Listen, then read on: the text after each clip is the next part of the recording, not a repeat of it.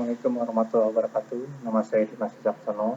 Kita akan masuk ke pertemuan pertama pada mata kuliah akuntansi sektor publik.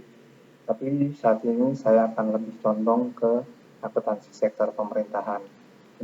Modul ini adalah modul yang saya susun sendiri, akan saya berikan kepada ketua kelas untuk dibagikan kepada teman-teman yang lain.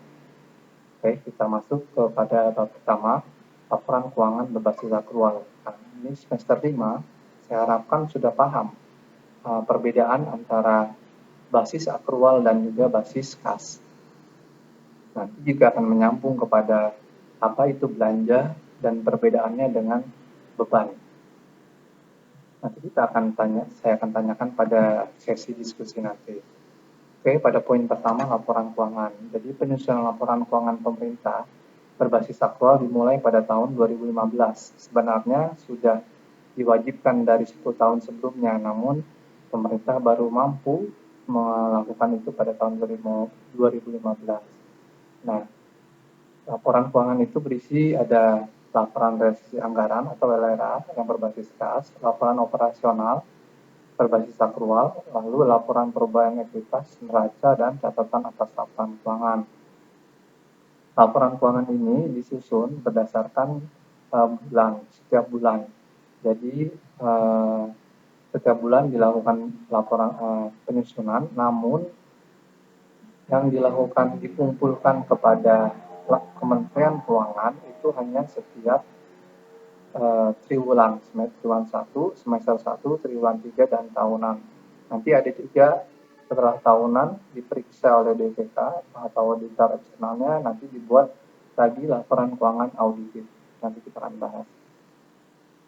Nah, ini adalah siklus akuntansi sektor pemerintahan, di mana dokumen sumbernya kalau di komersil kan cuma kwitansi atau apa gitu ya untuk dicatatnya. Nah, ini nanti dokumen sumbernya ada saldo awal neraca tahun sebelumnya, lalu ada DIPA, daftar isian pelaksanaan anggaran atau revisinya, lalu ada SPP, surat perintah pembayaran, surat perintah membayar, SP2D, surat perintah pencairan dana, BPN, bukti penerimaan negara, SPHL sampai MPLH DJS itu berhubungan dengan hibah. Lalu ada memo penyesuaian ketika kita akan melakukan jurnal penyesuaian. Lalu ada berita acara serah terima dan SKTJM, surat keterangan pertanggungjawaban mutlak.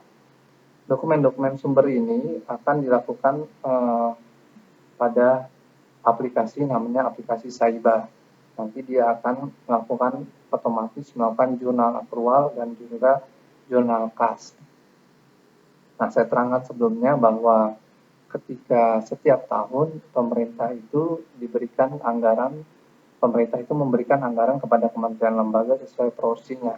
Nah, nanti dia akan ketika satuan kerjanya itu ingin mencairkan anggarannya, maka mungkin kalian pernah dengar namanya KPPN. KPPN itu sebagai perpanjangan tangan dari Kementerian Keuangan. Nah, contohnya misalkan saya bekerja di Kementerian Sosial, Biro Keuangan. Nah, dia ingin mencairkan misalkan untuk gaji pegawai, maka dia akan mengusulkan kepada KPPN tersebut. Nah, dokumennya namanya SPP. Lalu dibalas dengan KPPN dengan mengeluarkan SP2D. Nah, SP2D tersebutlah itu yang dicatat kepada aplikasi Saiba nanti namanya. Nah, aplikasi Saiba secara otomatis melakukan penjurnalan, yaitu jurnal akrual dan jurnal kas. Yang jurnal kas masuk ke buku besar kas, langsung masuk ke neraca percobaan kas, dan masuk ke laporan realisasi anggaran. Sedangkan yang akrual masuk ke buku besar akrual. Pada semester 1 atau tahunan dia akan masuk ke jurnal penyesuaian, lalu ada neraca percobaan akrual dan laporan operasional atau disebutnya laporan laba rugi kalau di sektor swasta. Lalu akan masuk ke laporan ekuitas atau laporan perubahan modal. Masukkan neraca, lalu dijelaskan pada caleg catatan atas laporan keuangan, ditelaah, lalu dilakukan review oleh auditor internal atau inspektorat. Lalu diperiksa lagi dengan seksama oleh auditor eksternal atau badan pemeriksa keuangan, baru nanti diberikan opini. Nah, opini juga ada beberapa, ada wajar tanpa pengecualian, wajar tanpa pengecualian dengan penjelasan tertentu, lalu ada disclaimer. Nah, itu sudah mudah-mudahan kalian akan mempelajarinya pada mata kuliah audit. Berikutnya adalah contoh di laporan realisasi anggaran. Ini menyajikan informasi realisasi pendapatan, belanja, transfer, dan lain-lain dalam satu periode. Tadi saya sudah jelaskan bahwa ini basisnya basis kas ya. Nah, di sini bentuknya adalah mencatat berapa sih pendapatan dalam suatu satuan kerja tersebut dan berapa belanjanya. Dia diberikan anggaran oleh pemerintah, misalkan di sini 1 juta, direalisasikan berapa? Misalkan sudah 900.000, maka nanti di sini persentasenya adalah 90%, sisanya adalah 100.000 gitu, misalkan tadi misalkan anggarannya. Nah, ini nanti akan menyajikan berapa anggarannya dan berapa sih realisasi yang sudah dicapai atau sudah dicairkan. Nah, kalau laporan operasional basisnya basis akrual.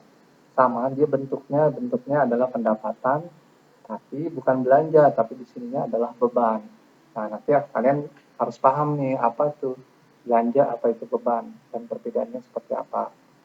Nah, nanti di sini ada disebutnya surplus defisit laporan operasional. Surplus defisit LO itulah yang akan masuk ke dalam laporan perubahan ekuitas. Nanti dia masuk ke sini. Sebelumnya berapa ekuitas awalnya, lalu bagaimana dengan penyesuaian-penyesuaian lainnya. Nanti endingnya adalah ekuitas akhir. Ekuitas akhir inilah yang masuk ke dalam neraca. Sesama yang kalian pahami bahwa dalam neraca adalah ada bentuk aset, lalu nanti ada kewajiban, baru nanti ada ekuitas.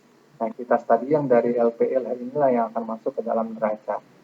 Nah, dalam laporan keuangan, setiap transaksinya nanti akan dijelaskan pada catatan atas laporan keuangan. Catatan atas laporan keuangan ini cuma diberikan pada saat laporan keuangan semester, laporan keuangan tahunan, dan laporan keuangan audit ketika sudah mencapai, sudah diperiksa oleh auditor BPK.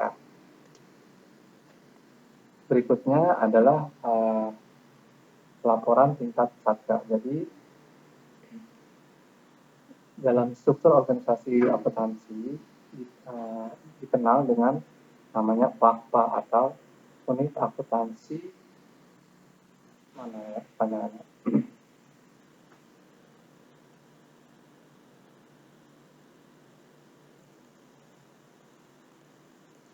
Bisa dicari ya.